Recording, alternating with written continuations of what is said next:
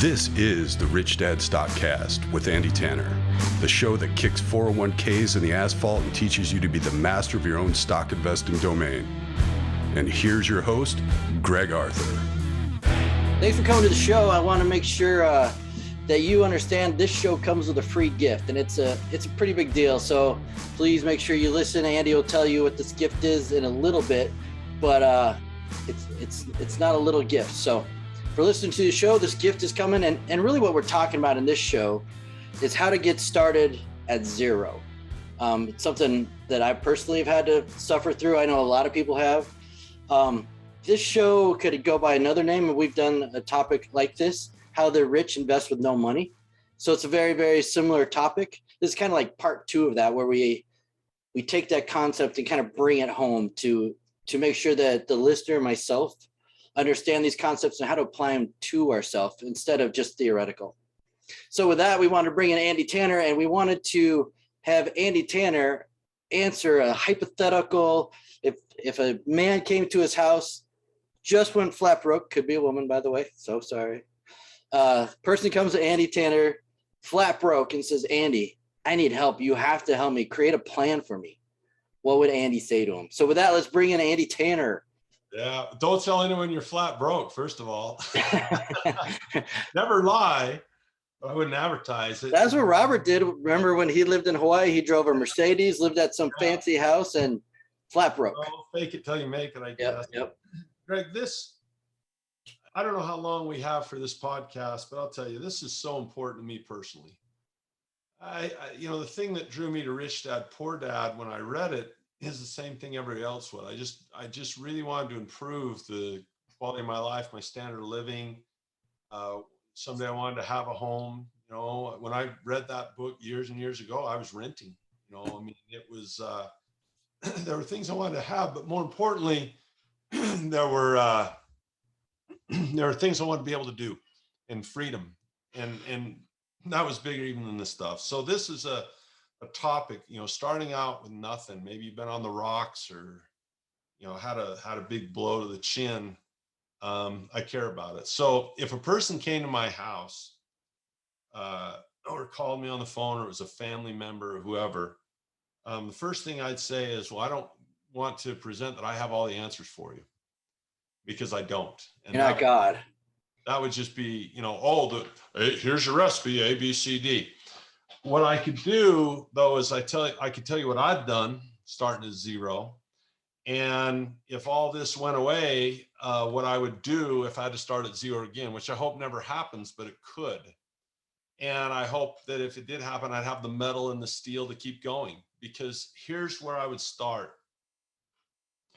Entrepreneurship and investing is an interesting journey, because it will test you and it will find your weaknesses, and it'll just wear on them. And it'll if you have a weakness, it'll find it and it'll hit you in that weakness if your dukes are not up. And so it's a huge journey. I've never met anyone that made it, right? That, they get like June Morris in my part of the woods, she was voted Entrepreneur of the Year. So let's say they have a banquet, and that person's going to stand up there and, you're the person we're honoring because you made it. You went from rags to riches and you had this great story. I don't think they ever stand up at that podium and say, well, I just want to let everyone know I'm grateful to receive this accolade and this award. And I'm surprised all of you weren't Entrepreneur of the Year, because it's so easy to do. There were no dragons to slay. There was no problems to solve. And I'm really surprised that we're even here together, because I did this all by myself. I had no help. I had no team. It was just so simple to do.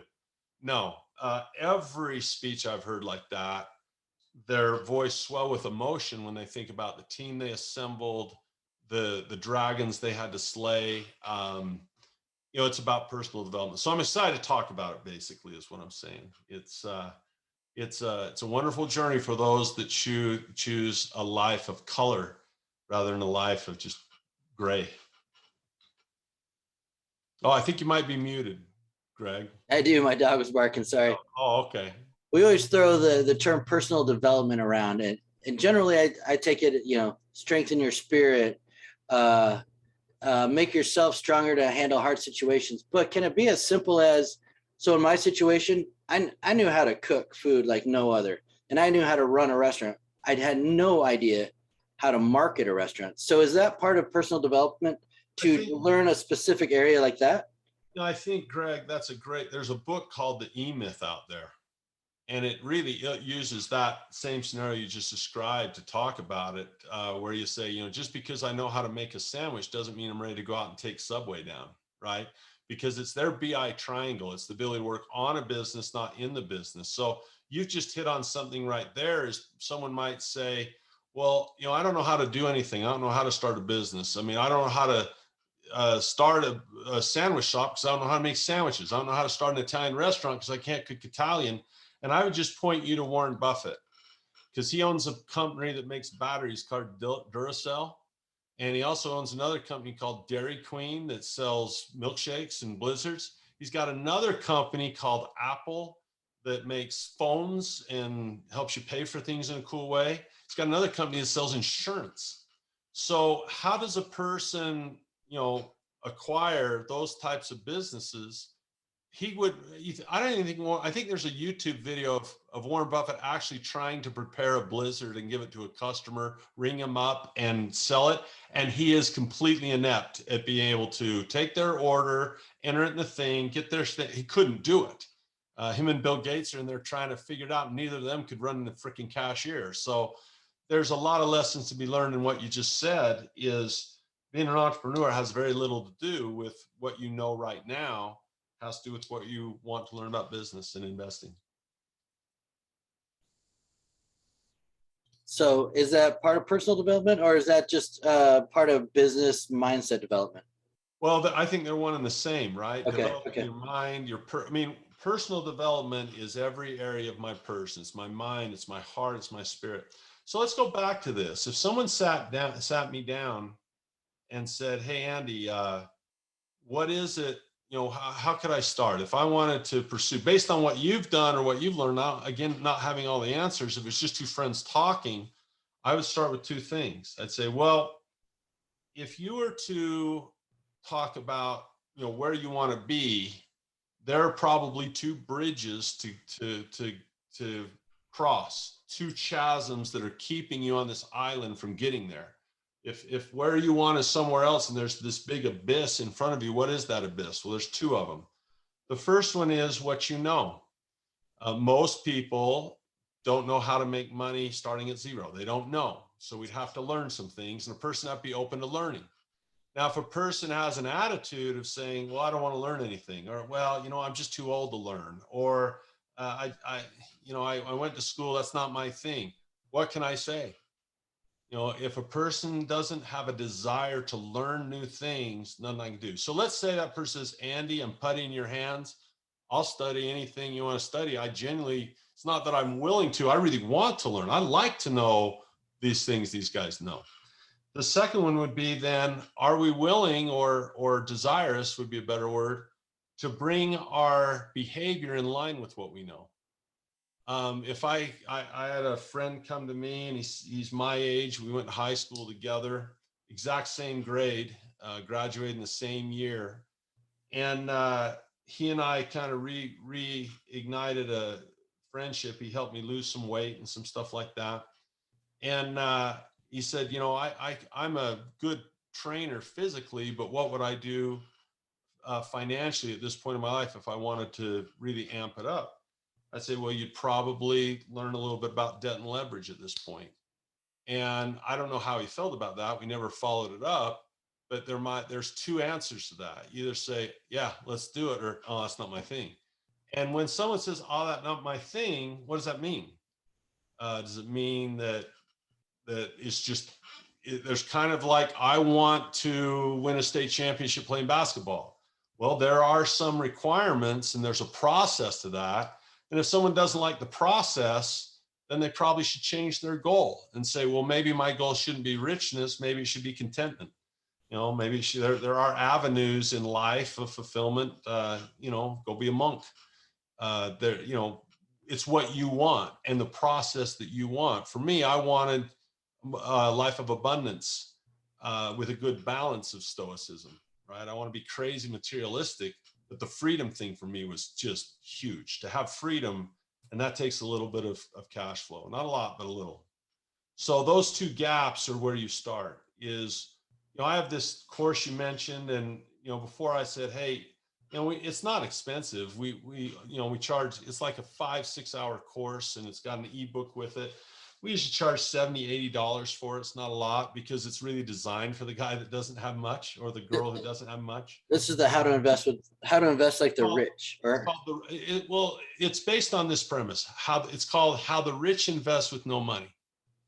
Have you ever heard this, Greg, that if you took guys like, Kenny or Robert or Buffett or whoever, and you took all their money away and you gave it to the poor, in 5 years, that money would be back in the same hands. The poor would still be poor and the rich would have their money back.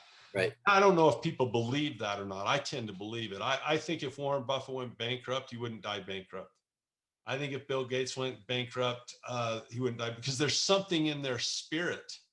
I don't think Robert would ever die poor. There's something in their spirit and in their knowledge that they just keep doing things. And the question is why?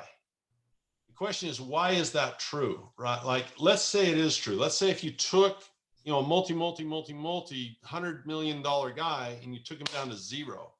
You said, you're starting over. All your money is gone. You have nothing but the shirt on your back. You don't have a credit card. You don't have a bank account. You have nothing. In fact, we'll even take you down $1 million down in debt already. Assuming that guy could, because of his processes, get back. Why is that true? And one of the things you'll learn in this course is rich people already go about their life as if they had no money. Kenny McElroy, to make it very simple, if you look at Kenny as a prime example of this, is he sees a real estate project that's $30 million. Or, well, let's do the math easier. Let's say it's 10 million. Then my math's easier. Thank you. 10 million. And the bank says, okay, we'll give you 7.5 million. Your down payment's going to be 2.5 million. Well, Kenny can find a deal so good. He understands his business so well that he can actually cash flow by borrowing the money from the bank, the 7.5 million, but he can also get private investors to put up his 2.5. See, that's where my mindset messes with me. Bank, cool. Getting money from people I know and friends, family, that terrifies me. Greg, I so appreciate that, because right there you just hit it. And this is why I hang out with Robert. Robert and Robert once said it to me. He says, Andy, I think you and I are two of the most different people I've ever known. I was more of a Mormon missionary where I'm out trying to save everybody. At the same time, he's in Vietnam, with a machine gun, taking everyone out. He's a military guy, and I'm more of an evangelist. He's a real estate guy. I'm a stock guy, right? I mean, it's just oil and water. And yet we've come together for so many years. And part of the reason I hang out with him is he makes me tougher, even when I don't like it. His ability to deal with fear, him and Kenny both, they're just freaking fearless. They don't have that. Their personal development is a level where they don't feel those fears. And so what you've hit on there is a really big deal, is watch what happens. So if someone came to me and said, I'm afraid of doing that, I says, oh, so your problem isn't that you don't have money. The problem is that you're afraid. And all of a sudden they have this epiphany. It's like, it's got nothing to do with money. It's got to do with how afraid I am. Right. So now we get to say, all right, well, why are you afraid?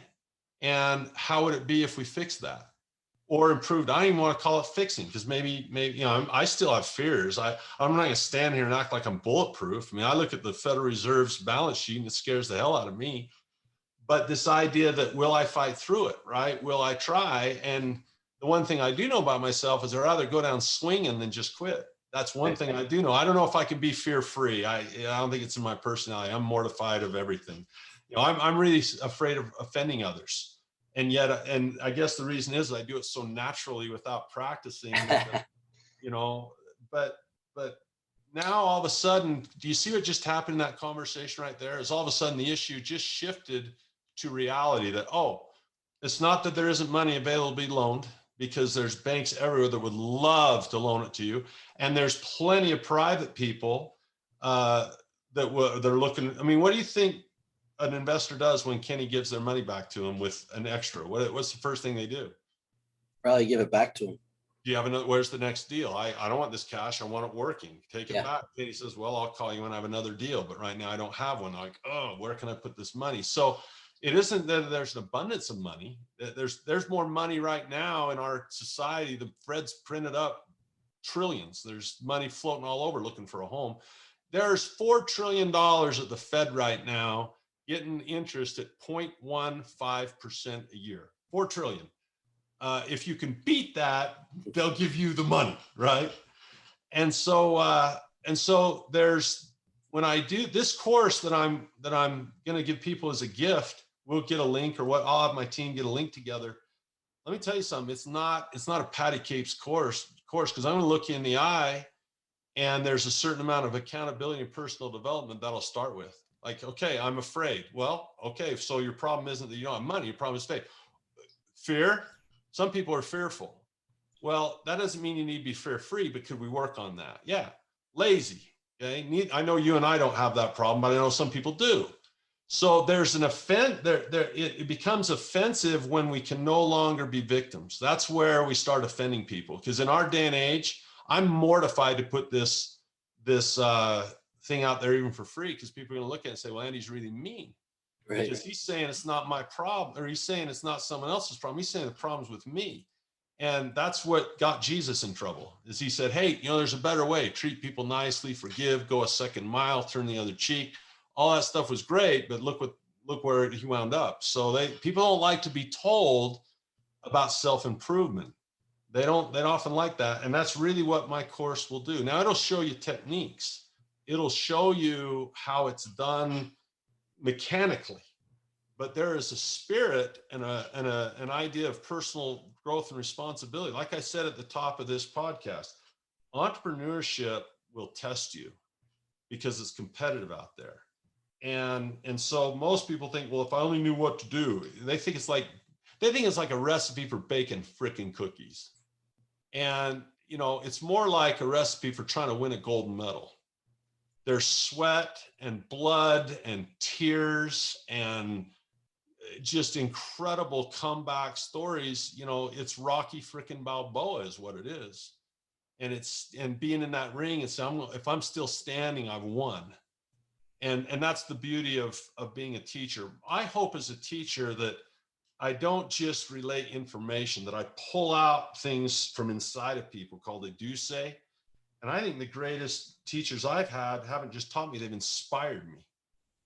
And that's what I hope this particular episode does for someone, is they say, it's okay for me to say I'm a little afraid. That's all right. It's okay for me to say, maybe I've been a little more lazy than I should. Maybe I could, if you've watched Netflix, that is time. Well, I need my Netflix. Well, wait, do you? It's fine if you feel that way, but do you? What time do you think Kenny gets up in the morning? What time do I go to bed at night?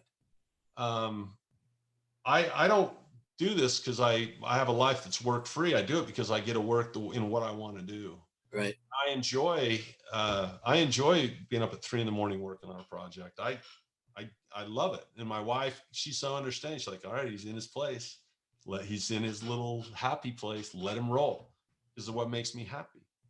So that's the first thing is, Blair Singer has this line that he draws, and he calls responsibility, and he draws a line. He challenges me to stay above that line where I don't blame, justify, quit, right? All those types of things, deny that I have a problem. So that's where it starts. Okay, I got two things. One, I've talked to your business partner. The course will be free. It's a $79 course. You two are giving it free, and the link will be in the show notes. So just for clarity there. Yeah. And second, we gave a lot of entrepreneur examples, but I'm assuming the same is true with stocks. You got to have the exact same mindset. In my case, be willing to first learn, and then be willing to take my knowledge and use other people's money. There are levers everywhere. Kenny is simply levering with debt, but there's levers of choice. An option is a lever. Many people would say, well, I can't afford Apple. Well, you could buy a Leap with a covered right, which is little bit more aggressive. So what's the difference between aggressive and conservative? Education. I would never put my mother in the investments Warren Buffett's in. That's above her pay grade. I would never have her sell puts to acquire stocks. She wouldn't even know what I'm talking about.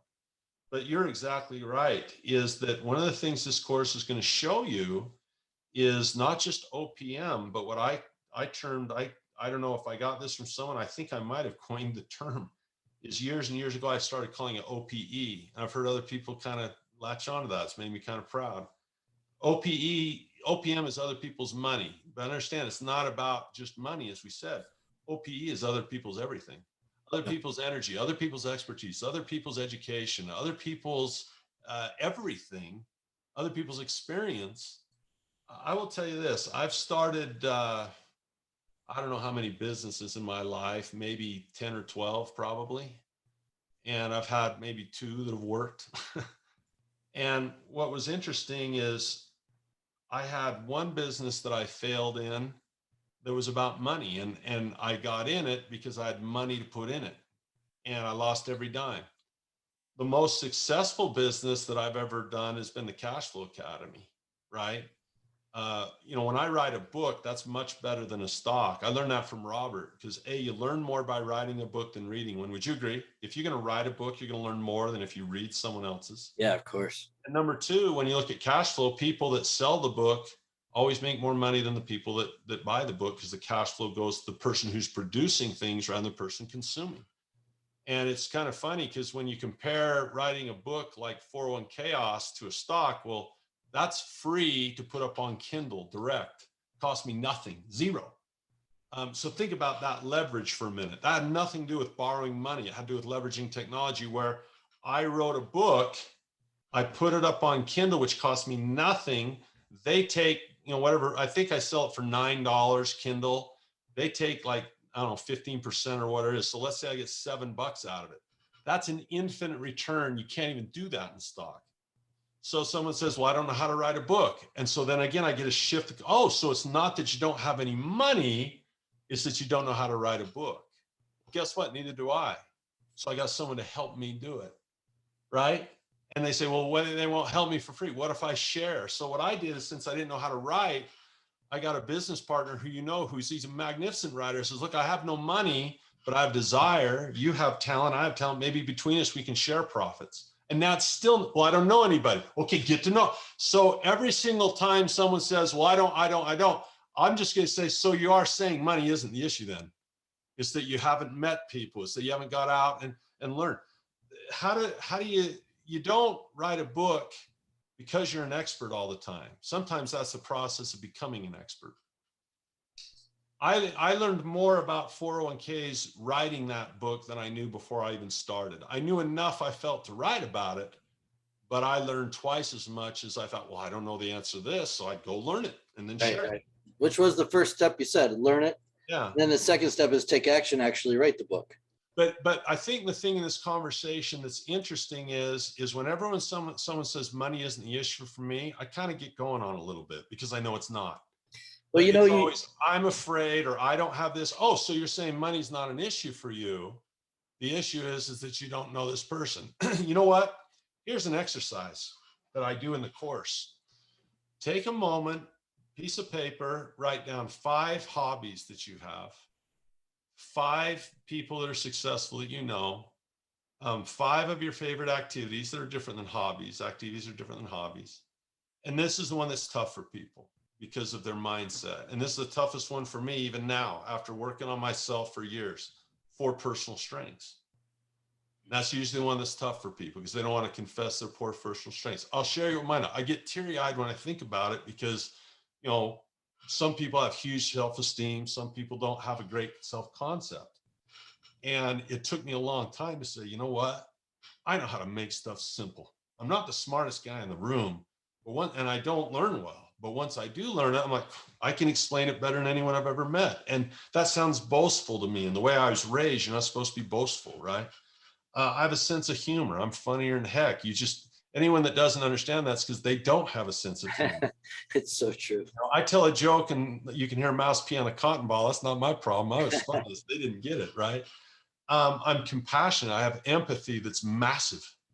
It's kind of a superhuman strength, but also superhuman weakness, because when I meet someone, all of a sudden their problems become mine immediately. Their pain becomes mine immediately. It's a weird X-Men mutant thing to where it's great. When someone's successful, I get a share in their joy. When someone fails, I feel like it happened to me. So these are strengths that I wrote down on my paper, and there's $1 million ideas there. There's $1 million. Someone, when you write down what you love, there's someone making $1 million a year in a business doing that assembled a team, and they used OPE to do it. I started some of the businesses I mentioned, going back to that, I started and I lost all the money I put into them. Huge blows and huge amounts of money for that time in my life. So now you have this. Well, I tried that before and it didn't work. Okay, so the problem isn't that you don't have money. The problem is you tried something and it didn't work and you're a little afraid to try it again. So now you're at Reggie Jackson, Babe Ruth. It's personal development every single time. What am I going to learn? Am I willing to take another shot to the chin? When I took that shot to the chin, what I learned? Well, I got to keep my right up. Oh, I took a shot. Oh, I got to keep my left. Okay, this is what I learned. I got to fight like this, not like this. You learn from these mistakes. And that's why I say I have such a respect for the rich and the entrepreneurs, because they battled to get there, and they did it by serving people. Most of them, yeah, I understand everyone's, capitalists are evil. There's their share. I'm not saying they aren't there. There's Bernie Madoffs at every turn, it seems. But there's also guys like Steve Jobs that blessed my son by giving him a literal window I could look through into the world. And now he doesn't have to ask me questions. He Googles it. He knows I don't know the answer. Here's the lesson, I think, Greg. When it comes to starting out with no money, if you spend time with me at my house, you'll learn very, very quickly that that's really not the issue. And that might be the biggest blessing. It's that, well, I failed and I'm nervous to try again. Or I don't know how to do that. There's education opportunity. Well, then we learn how to do that, right? Or I don't have the strength. And as long as I'm a victim of the government or my parents or, your in-laws or your family or your friends or, your boss, as long as you're saying, well, I can't do it because, that is where most people stop before they start, is, well, I can't do this. And that's simply a lie. We can do it. I don't know if I can do it the first time. Look, there might be a time where all of everything I've built goes away. And that's okay. I'll just keep fighting. I'll just keep going. And, maybe I make it again, maybe I don't have a secret formula that works for everyone every time. All this course is what I've learned along the way and what I would share humbly to say, well, this is what I would do if it all went away. And this is how I did it when I had nothing. And and I hit all the asset classes, stocks, real estate. What do you do with very little, with pennies? How do you start?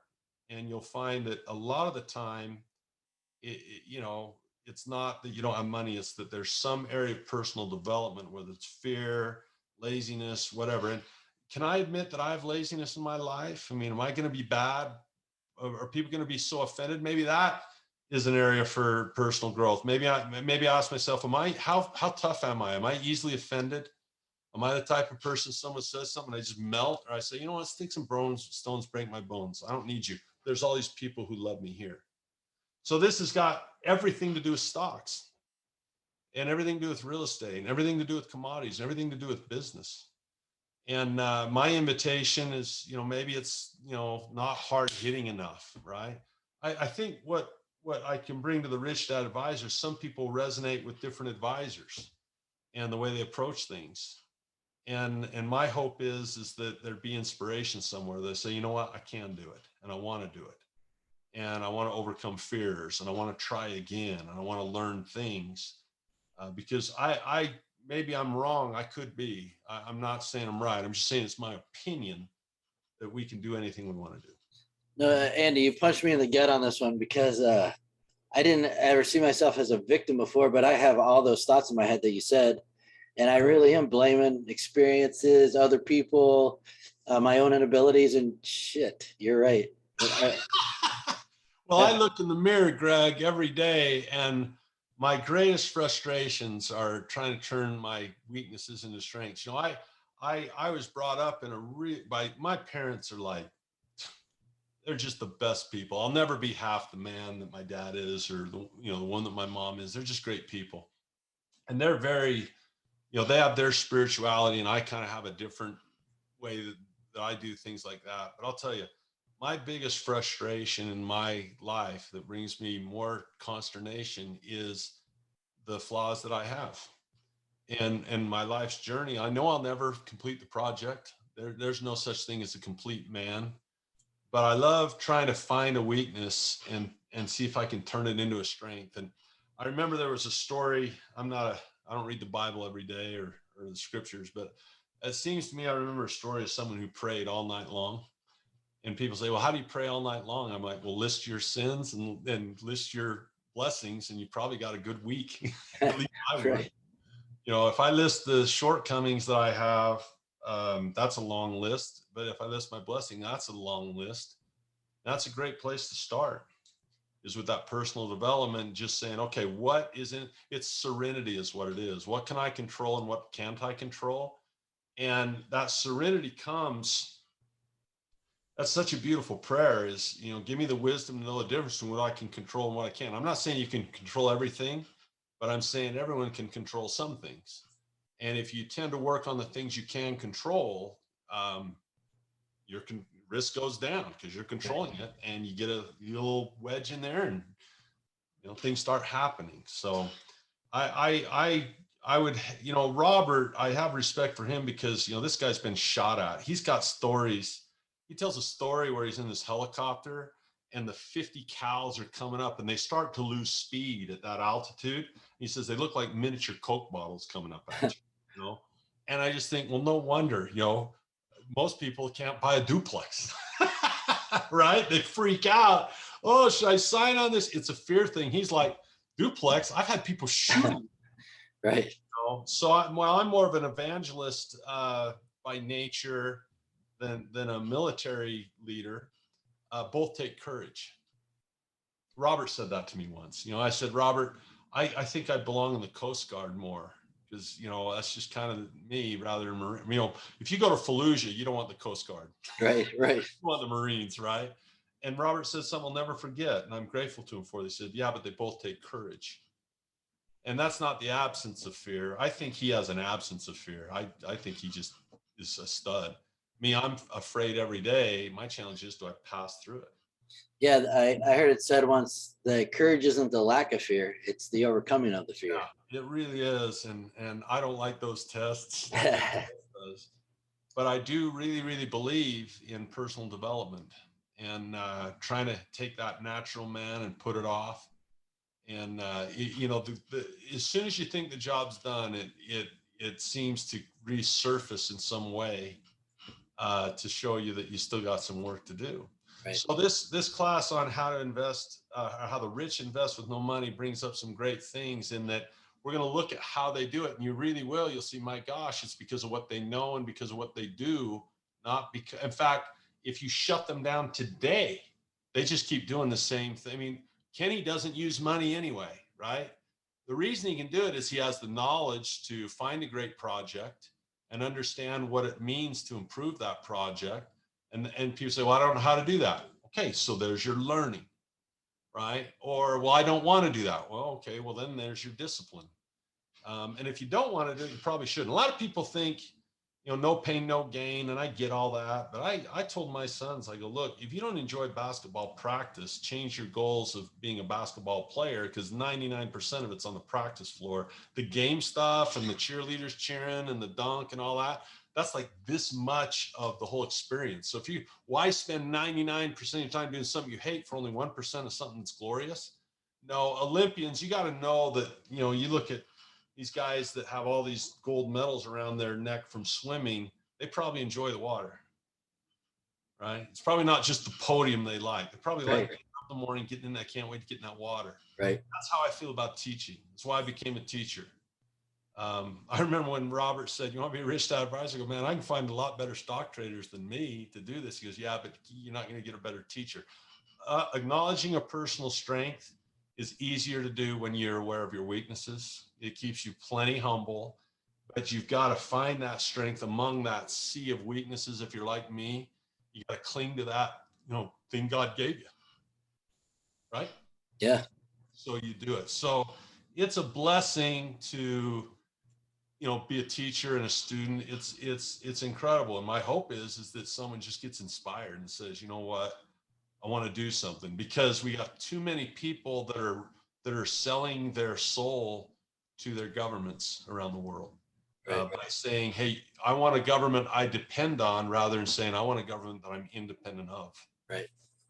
And that dependency it robs you of those gifts of saying, this is what I'm good at, this is what I'm strong at. It robs you of personal development, because it's so easy to become a victim. And that's very harsh. I have to be very careful in what I say in today's environment, because you don't want to blame victims. But I can only speak for myself that I find myself in a victim mentality often. I don't like it when I fall into it. And so I know if I'm doing it and I'm blaming others and falling below that line, maybe there's someone that might feel the same way I do, and say, you know what, I could do some self-improvement, and I do have control. It's really tough in this class, because there's a moment where you decide whether or not you really are in charge. And it's really safe. It's way safe to say, I'm not in charge. All these other forces are overcoming me, because that takes the responsibility. Well, then you have no reason to be successful. You're right. You can feel good with that. But the moment you say, I could turn off Netflix, in fact, I could cancel it, and there's some money and time, a little bit, but it's a start. The moment someone says that, and declares that they believe they can do it, now they don't have that safety of saying, well, it's all these external forces that are stopping me. The moment they have that quiet confession that they have something to offer, and that they have something to give, and that they have things they can learn, and that they have talent and that they can share, and that they believe the world will share back or not. Now you're no longer in a safe place of saying, well, there's nothing I can do about it. I have no money, and so I have a right to be poor. Right. Hey, Andy, I got to cut you off. We're at the end of our time. I rambled anyway on this one, but no. It's something special to me. Yeah. And I don't want you to tell everyone everything. I want them to take the course. Yeah, well, the course is long, and it's not an easy one. It's tough. It'll test you. So I guess it's a gift in a way. It's a gift, and crazy generous of you and your partner. Like, that's super cool. Well, our motive is, we feel if people consume our stuff and get to like us, they might, choose to maybe invest in a course someday. So it's for us to give people an opportunity to say, this is what we're about. Do we like these guys as teachers? It's kind of a nice sampling to see if they want to go to the next level with us. So that's our motive. Well, Andy, I want to say thank you, but I'm sure after they take the course, everybody watching this is going to want to say thank you too. I thank you, Greg. You're a great friend, and our conversations to me are not just filling space on YouTube. To me, they're meaningful. I'll be better today because I spoke with you. So you're too good. All right, man. All right, I'll talk to you later. Thank you, man. We'll see you. Bye.